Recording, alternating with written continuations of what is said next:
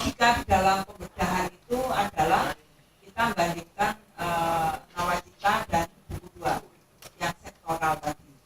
Tapi kita juga menengarai di dalam perjalanannya, kadang nawacita lebih bagus, kadang teknokratisnya lebih bagus, dan oleh karena itu kita dari desa antitesa kita sintesa dan kita fokus menemukan indikator-indikator, karena mau nggak mau kan kita pakai framework delivery ya, services yang untuk mengukur perencanaan itu, gravitasi itu sebetulnya bagaimana agar supaya ada mekanisme compliance mekanisme itu di KL sehingga nanti di dalam rapat kabinet kita sudah nyorongin ini yang masuk untuk dijadikan tuntutan masyarakat, tapi belum final karena masih konsepnya harus disempurnakan dan mau dimasukkan dikandangkan di mana, di sekapnya atau di kantornya Pak Luhut, itu diskusinya.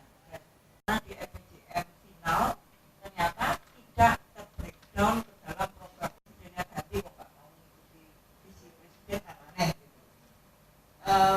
Berarti yang sifatnya tidak mengganggu comfort zone biasanya diakomodasi.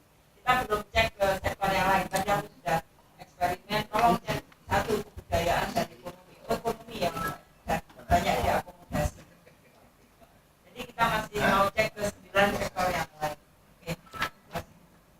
Bappenas, karena undang-undang mau begitu, bukan Bappenas maunya sendiri juga, bahwa mereka menyusun rancangan yang disebut sebagai rancangan teknokratis. Pada waktu itu disusun kan belum ada nawacita yang dipublikasi. Bahwa nawacita yang ada di kepala Mbak Eva dengan Mas Arief yang menyusun sudah ada, tapi publik lagi KPU belum punya. Nah kemudian Pak Jokowi dan timnya kan membuat nawacita yang ada di KPU, kan janji politik kepada rakyat Indonesia. Nah ketika dilantik sudah ada rancangan teknokratik. Nah berarti tantangan pertama adalah bagaimana rancangan teknokratik ini diperbaiki, diubah, dielaborasi agar menjadi RPJMN final, di mana RPJMN final ini sudah bukan memasukkan malah, tapi harusnya mengikuti nawacita. Nah tadi cerita detail beberapa yang masih belum sinkron itu tidak ada. Itu satu hal. Hal yang kedua, RPJMN ini mestinya menjadi acuan RKP, rencana kerja pemerintah tiap tahun, yang itu menjadi acuan penyusunan APBN. Nah APBN 2015 yang sedang berjalan itu kan diputuskan kemarin sebelum ada ini. Nah ini baru mau disusulkan APBN perubahan, tapi usulannya ini sudah selesai sebelum RPJMN itu selesai. Ini juga nanti mungkin Bapak beliau yang unggulan yang kita sebut dengan nawacita. Jadi Pancasila, Trisakti, nawacita. Jadi itu dimensi ideologisnya. Nah kemudian yang kedua, masuk kepada setelah dimensi ideologis, maka kemudian ini terjemahkan ke dalam hal-hal yang sifatnya programatik, yang kita sebut dengan dimensi teknokratik. Nah, dimensi teknokratik apa yang disusun sejak awal oleh Bappenas itu adalah dimensi teknokratik. Nah setelah dia menjadi sebuah serangkaian program untuk menerjemahkan, jadi working ideology itu adanya di dimensi teknokratik. Sisi filosofinya itu ada di dimensi dimensi ideologi tadi, gitu ya. Nah setelah kemudian yang ketiga, karena kita menganut prinsip negara kesatuan Republik Indonesia, ya kita unified region begitu, maka kemudian ada dimensi kewilayahan. Karena beberapa problematika yang berkembang misalnya di dalam persoalan pembangunan di Indonesia saat ini juga adalah persoalan yang terkait dengan imbalansis pembangunan, tidak seimbangan pembangunan antara wilayah Indonesia Barat dengan Timur, Jawa dengan luar Jawa. Kira-kira seperti itu. Jadi dimensi yang ketiga adalah dimensi kewilayahan. Baru dimensi yang keempat masuk kepada dimensi pembiayaan. Gimana kemudian membiayainya?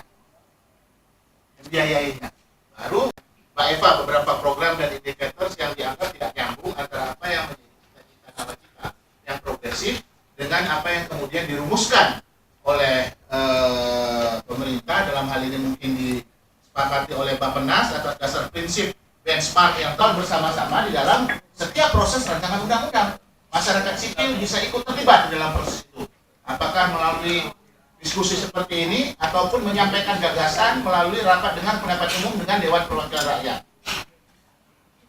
Saya rasa mungkin itu Pak Wali. Hal yang berseberangan lah, sama-sama kita membangun untuk tujuan yang untuk kemajuan bangsa ini. RPJM juga begitu. Kita belum tentu, kan kita nggak tahu juga arah ke depan secara konseptual pembangunannya. Nah, itu yang kita tunggu ketika kita melakukan pembuatan RPJMN dari visi misi. Nah, dari visi misi tersebut setelah kita baca secara resmi, sebelumnya ada kevakuman tiga bulan ya, tapi kita juga tidak bisa berbuat apa-apa. Paling-paling secara informal teman-teman Bappenas juga ngobrol dengan Pak Arief, dengan Pak Awam, berkatakan investasi itu lihat suku bunganya, suku bunga rendah investasi tinggi, tapi itu tidak cukup. Investasi itu membutuhkan stabilitas politik yang baik, doing business yang baik, terus ongkos biaya administrasi yang harus diterapkan. Ke depan itu yang menjadi tantangan kita. Semua yang dicita-citakan, yang direncanakan baik program maupun kegiatan itu bias dalam prakteknya. Artinya itu berarti kita harus memformulasikan secara baik nanti ke depan. Jadi seperti Bu Eva, apapun nawacitanya dimasukkan secara normatif di dokumen ada, tapi dalam prakteknya nanti saya melihat 5 tahun ke depan akan biasanya sangat luar biasa dengan parlemen, apalagi KIH dan KMP juga belum solid. Itu satu catatan. Yang kedua, saya melihat bahwa birokrasi itu adalah yang keroknya atau Columbus nimbusnya. Jadi kalau ini terbang, itu nanti di tengah jalan dia akan kena petir birokrasi ditambah hak budgetnya di parlemen. Perencanaan yang semacam tadi bahwa justru harus ada deputi yang lebih ini kepada KL, tapi justru KL yang mengarahkan deputi. Saya tulis juga bahwa pada akhirnya sesungguhnya menteri ini bisa dipermainkan oleh lapisan, ya, lapisan bawah dari cara dirjen ke bawah. Termasuk kalau yang saya sering tulis di itu kan kasihnya dengan kerja saya. Ya, ini jalan keluarnya supaya bahwa semua pembangunan yang ada itu memang harus dalam satu koridor untuk menuju satu kesatuan. Satu saran kemana harus ditujukan. Nah, ini yang perlu menjadi titik berat jangka panjang karena memang selama ini saya kira dalam dokumen apapun pembangunan itu saya kira udah bagus. Ini kan melek ekonomi, terutama ekonomi ya, tapi dalam artian luas, bukan dalam artian teknis. Ya, tadi kita semua ini seperti kata Bapak adalah harusnya menjadi orang yang mengawasi apa saja kan. Nah itu hak kita dengan maksud bukan soal apa-apa, dengan maksud agar terus terjadi kebaikan. Nah begitu, terima kasih sekali lagi Pak Eva, Mas Arief, Mas Julius. Silakan kalau ada yang